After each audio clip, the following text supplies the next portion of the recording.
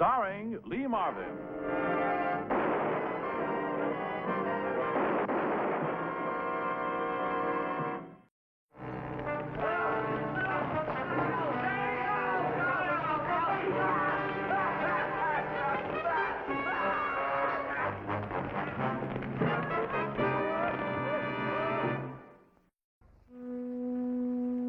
This was the fourth factory fire in less than a month. We suspected arson, but had no proof. Over $1 million worth of insurance had gone up in smoke, and the underwriters were demanding to know why. My name is Frank Ballinger, Detective Lieutenant, M Squad, a special detail of the Chicago Police. The investigation was important enough to include my boss, Captain Gray, and the head of the arson squad, Captain Bates. The injured man was barely able to talk. He claimed he'd been using the factory as a place to sleep. He hadn't seen or heard anything last night, until he awakened to find himself in a blazing inferno. This wasn't the work of an amateur. That's a point of origin sample from the last fire. The depth of char measures out exactly the same as the depth on the first 3 fires. So what does that mean?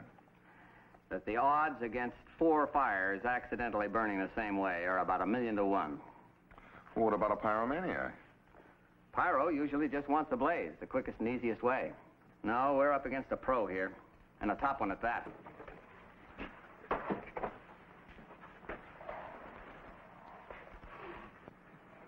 We've been working on the premise that these fires have been caused by a combination of chemicals. We're still guessing as to what they are, but test formula number 39 seems to come pretty close. Go ahead, Wally.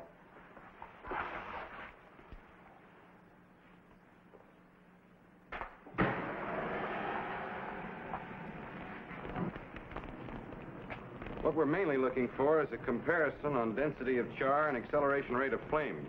They check with what we know about the real fires we're in business. Well, when do you expect the results? We think tomorrow.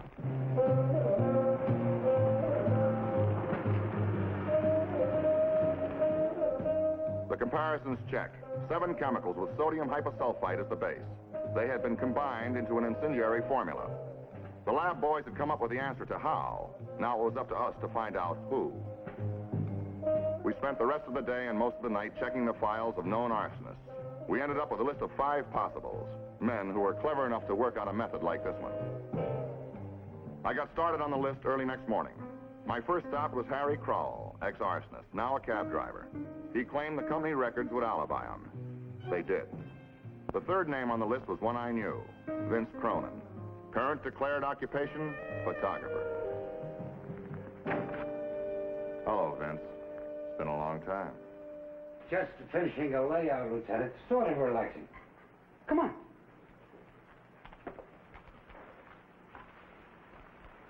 Go on. Get dressed.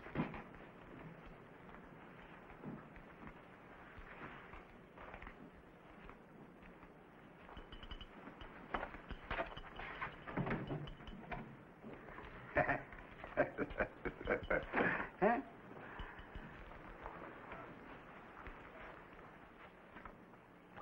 How long have you been in the photography business? Last year.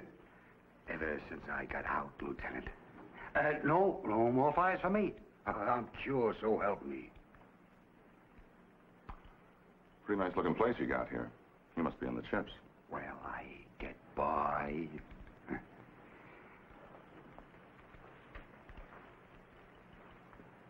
What kind of pictures do you take? Oh, models mostly.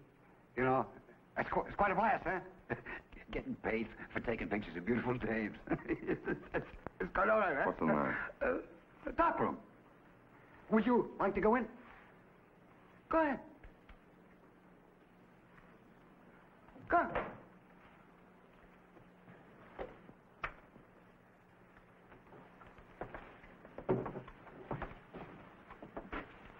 All that stuff, developing and printing, stuff like that, you know?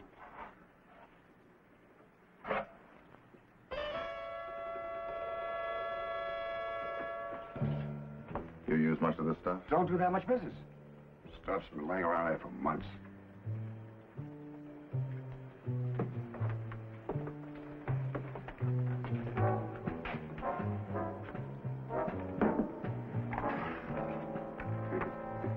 It's quite something, huh? Would you like to meet her? I can fix it for you. You can fix what for me? Well, suppose a guy like you don't have much trouble with the dames, huh?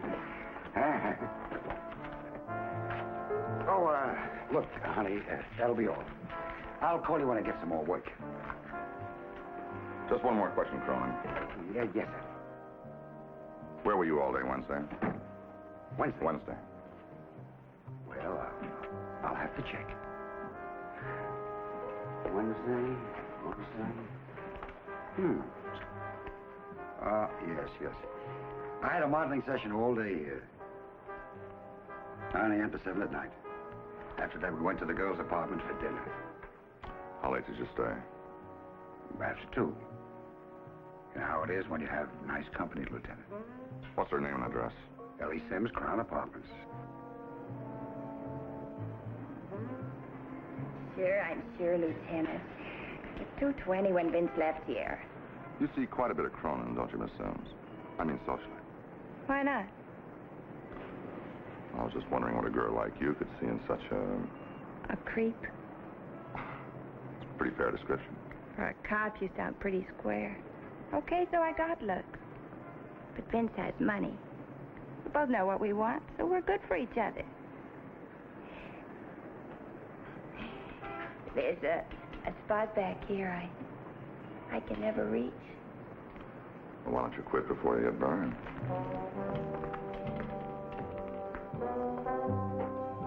I spent the rest of the day and evening checking out my last 2 suspects, but neither of them was the man we were after. My mind kept going back to Vince Cronin. The girl had said he had money, and that can on his shelf was sodium hyposulfite. Any photographer would normally have it, but it was also the basis of the incendiary chemical formula. If Cronin was our fire maker, he'd have to have a large source of supply. I made every big photo supply firm in Chicago. I checked the sales of sodium hyposulfite for the past 2 months. All large purchases were legitimately accounted for. No one had apparently done any volume business with Vince Cronin. It looked as if I was on the wrong track.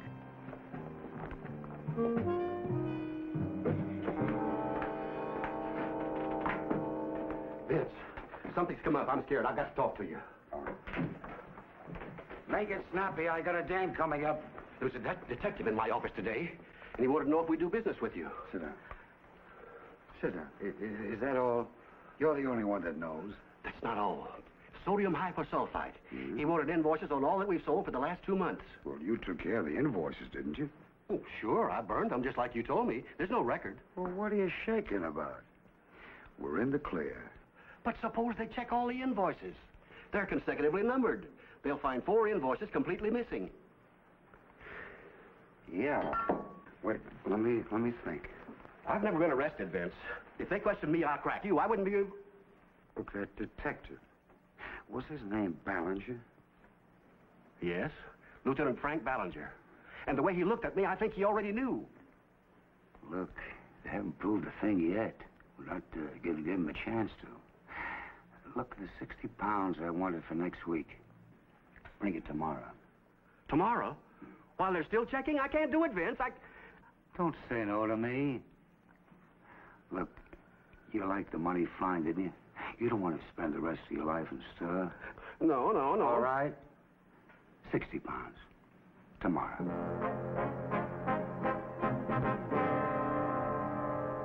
None of them had any invoices listed for Cronin. You know, there's a possibility he's got somebody in one of those plants working with him. Anything's a possibility. Yeah. Ballinger. Oh, yeah. What's his number? I'll call him. Yeah? Okay, I'll check it. It was arson. A night watchman just called, wants to talk to somebody about the factory fires. Could be a break. Could be. The watchman's name was Harris. I said I'd meet him in 10 minutes. He found some cans of stuff that somebody had moved in while he'd been out to supper. He didn't know what it was, but it smelled like chemicals. He'd read about the other factory fires in the papers, and he was worried.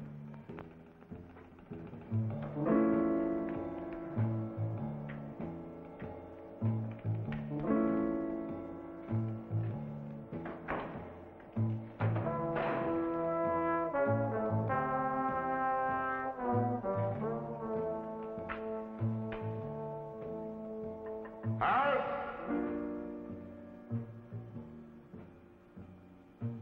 Harris, it's Lieutenant Ballinger. Use the freight elevator on the left.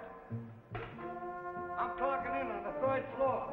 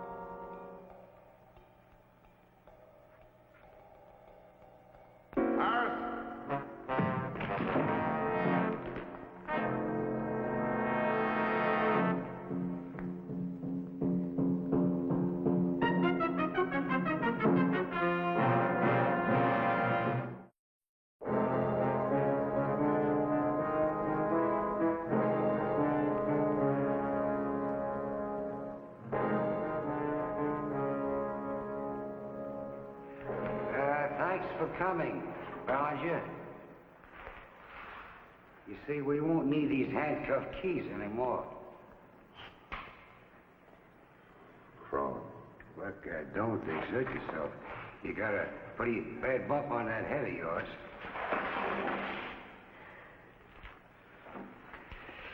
Look, Cronin. Think it over before you do anything foolish. I have every angle. Don't worry about me. You know, this is going to be very educational. First of all, I want you to know you were right. I was the one who started the 4 fires. You know, it took me 6 months to work out a perfect formula. You want to know how I really did it, huh? That's what's really been bugging you, huh? Well, I'm going to show you. It won't do you any good. But why? Why worry about that now, huh? Why worry about that now, huh?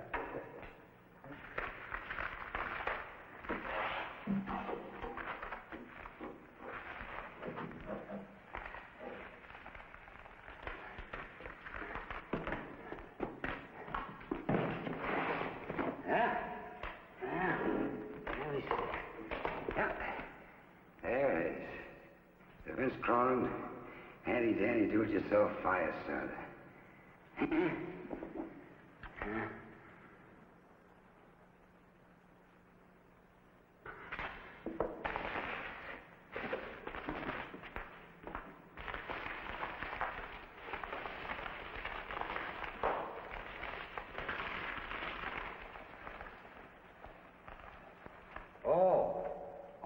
I gotta give you credit for one thing, Lieutenant. Checking the purchases of sodium hyposulfite. Oh, you were getting close. Only it would have been better if you hadn't been so smart.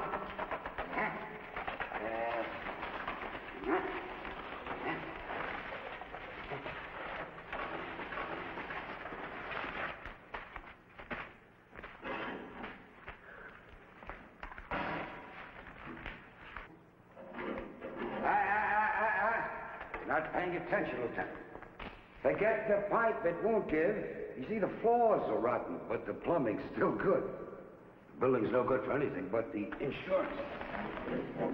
Now, I want you to watch. Huh? I want you to watch, huh? Watch just the way I sprinkle this along the floor. There we are. Come on. That's it. You see, Lieutenant, I got this worked out to a science. I got news for you, Cronin. The arson boys know all about it. They got your whole technique worked out. Yeah? Is that so, huh? Is that so? You torch this job and they'll pick you up before morning. Oh, they still have to prove I did it. You know, they won't be able to. You know why? Huh? Why? I got the perfect alibi. A gal will swear to anything I tell her as long as there's enough dough in it for her. Oh, but you met her, did you? Didn't you? Then again, I don't need an alibi. No. I won't be here when it blows up. Yeah.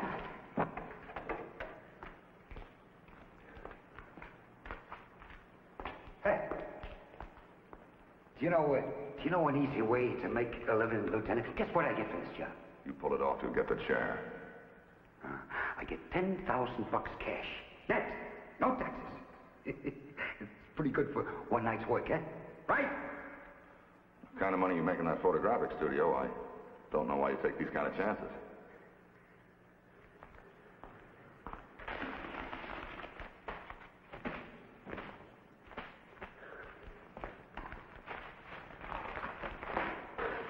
You know, everything I made in those 4 fires, hey, would you believe it? I'm broke. Broke. Women, yeah. You don't need that, you don't have that trouble, do you? Huh? Me, guys like you can always make out.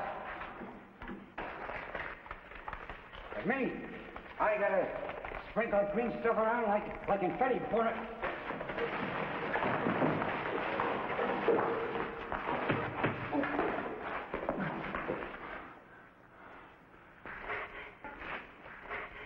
Oh, you'd like it this way, huh? Nice and fast. No, I got a better way for you. Much better way. Much better way.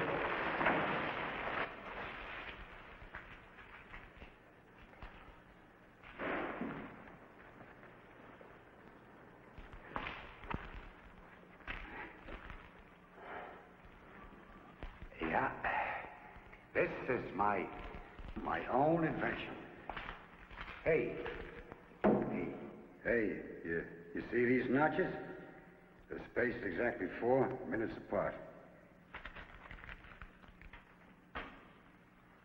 Would you like to see how it works right now? Huh? Huh? Well, come on. Come on. Aren't you going to beg me not to do it? Aren't you? You're a brave man, Balance, but wait a while. You see fires are nothing like this. You see that head of hair of yours? It'll smoke for a few seconds before it bursts into flames. Why don't you shut that sadistic mouth of yours? You're wasting your time. Yeah, I guess you're right. We wasted about 1 whole minute. 1 whole minute. 1 whole minute.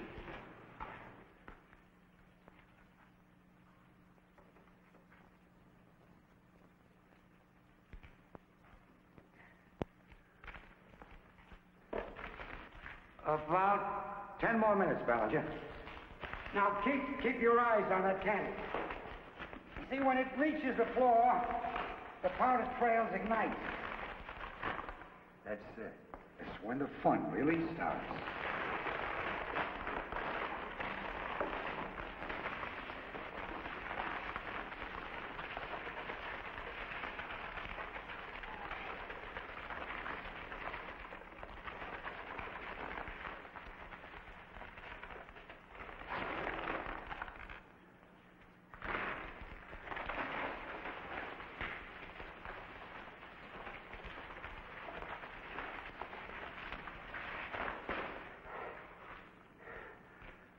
Oh, yes.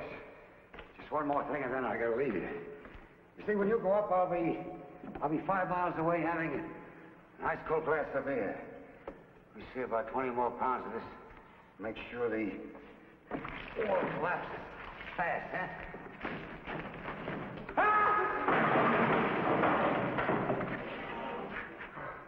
Cronin? Oh, my leg!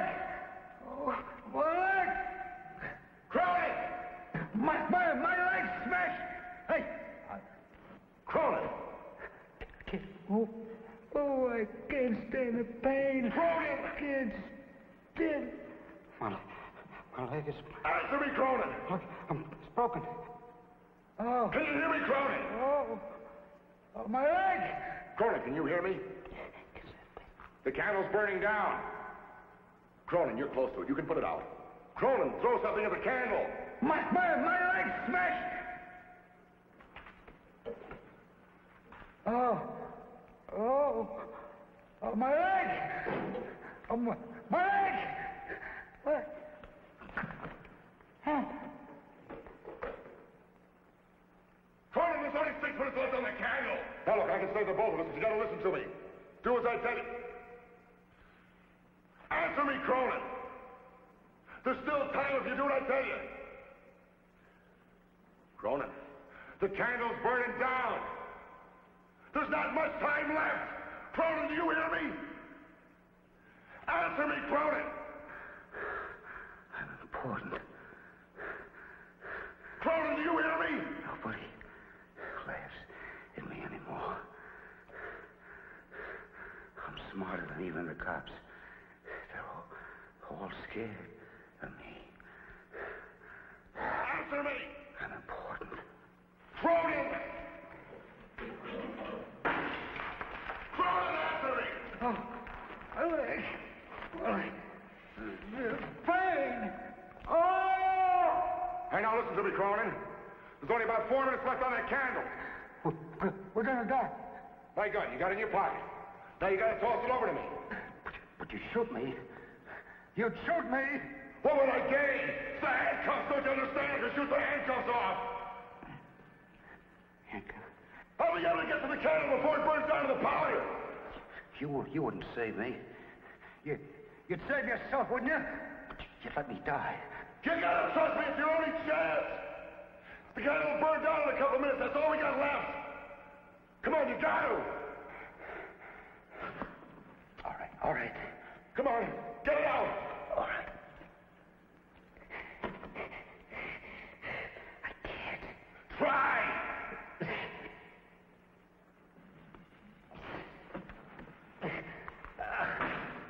Look at me. All right. It's only about a minute left. Toss me my gun. A little pain in the fire, and I'll throw it to you. You gotta make sure I can reach it. Cronin! Wake up! Wake up, Cronin. Look at me! Look at me, Cronin! Can you see me? Look at me. You gotta throw the gun at me. Now try to hit me because I'm handcuffed to this point, but I can't move.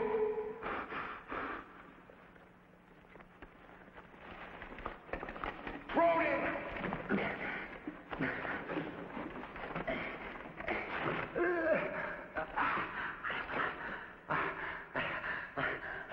I'm up. Come on, Cronin, toss it! Now, Cronin!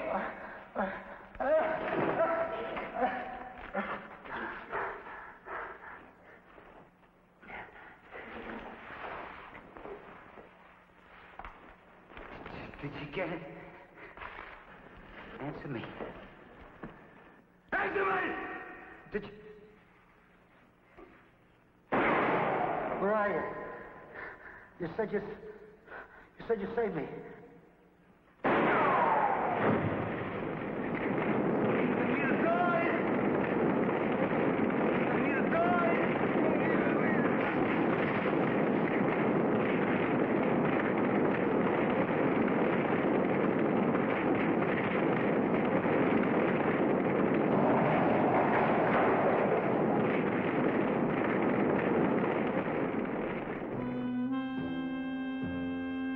Cronin was sentenced to life in prison. Before he faced the Chicago court, he implicated the men who had hired him and the clerk who had supplied him with the chemicals. All received stiff terms at Stateville. Owens, the man who had been accidentally burned, recovered completely and now has a steady job. He says it's not the hottest job in town, but that's the way he likes it. And I think I know just what he means.